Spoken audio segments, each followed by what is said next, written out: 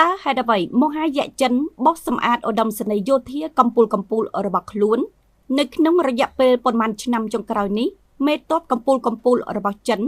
ដោយរាប់បញ្ចូលទាំងរដ្ឋមន្ត្រីក្រសួងការពារជាតិផងដែរត្រូវបានបណ្តេញចេញពីតំណែងជាបន្តបន្ទាប់ក្រោមកណ្ដាប់ដៃរបស់លោកប្រធានាធិបតីស៊ីជីនពីងនៅក្នុងយុទ្ធនាការបោះសម្អាតអំពើពុករលួយបណ្ដាញទូរទស្សន៍របស់ India First Post បានផ្សាយកាលពីថ្ងៃអង្គារទី27ខែមករាឆ្នាំ2026ថាយោធាចិនស្ថិតក្នុងភាពច្របូកច្របល់បន្ទាប់ពីមេទ័ពកម្ពុជារបស់ខ្លួនគឺលោកឧត្តមសេនីយ៍ហ្សាំងយូសៀអនុប្រធានគណៈកម្មការយោធាមជ្ឈិមនៃសាធារណរដ្ឋប្រជាមានិតចិនត្រូវបានដាក់ឲ្យស្ថិតក្រោមការស៊ើបអង្កេតពីបទបំពានវិន័យនិងច្បាប់យ៉ាងធ្ងន់ធ្ងរបំផុតមេទ័ពកម្ពុជារូបនេះត្រូវបានគេចោទប្រកាន់ពីបទលួចអាត់កំបាំងនុយក្លេអ៊ែររបស់ចិន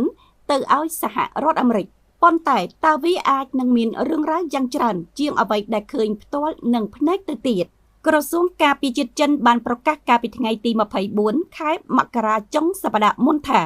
លោកឧត្តមសេនីយ៍ហ្សាំងយូសៀនិងលោកឧត្តមសេនីយ៍លីវហ្សេនលីជាសមាជិកគណៈកម្មការយោធា CMC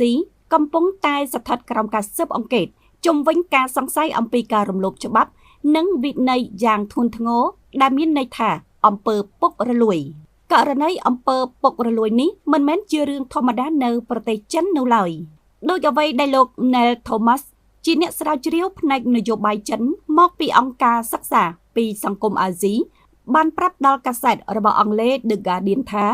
នេះជាការបោសសម្អាតយ៉ាងងាយស្រួលបំផុតរបស់កងទ័ពរំដោះប្រជាជនដែលហៅកាត់ថា PLA ហើយវាជារឿងដ៏សំខាន់បំផុតនៅក្រោមសម័យកាលរបស់លោកប្រធានម៉ៅ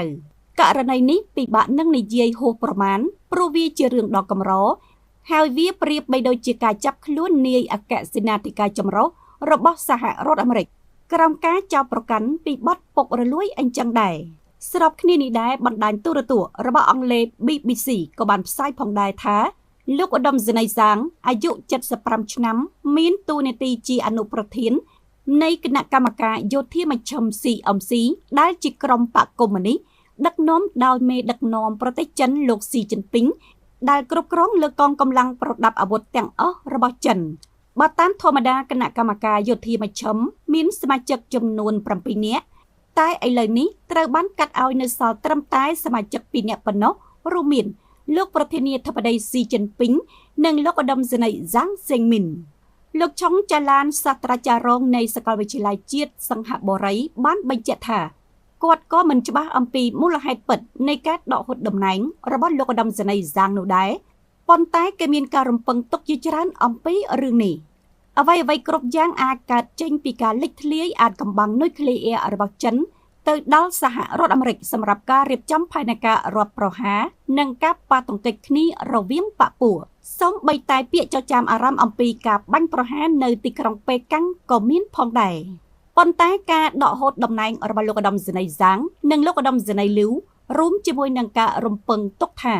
រឿងទាំងពីរនេះគឺលោកប្រធានាធិបតីស៊ីជីនពីងនៅតែមិនអាចទទួលយកបាននិងមានដែនកំណត់សំខាន់ចំពោះព័ត៌មាននៅក្នុងទីក្រុងប៉េកាំងដែលបង្កឲ្យមានភាពមិនប្រកបប្រជានិងផ្ដល់នូវការរំពឹងទុកបើគិតចាប់តាំងពីឆ្នាំ2012រហូតមកដល់ឆ្នាំ2026នេះ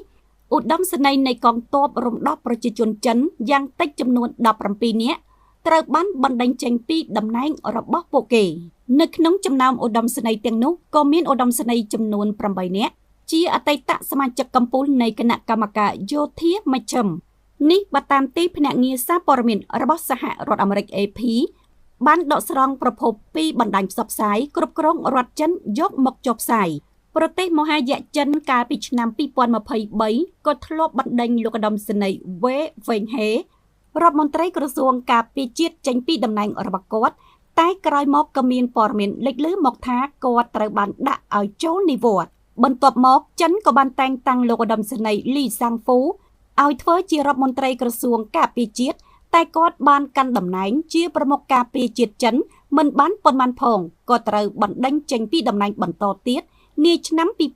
2024ចំពេលមានភាពតានតឹងជាមួយសហរដ្ឋអាមេរិកជុំវិញបញ្ហាកោះតៃវ៉ាន់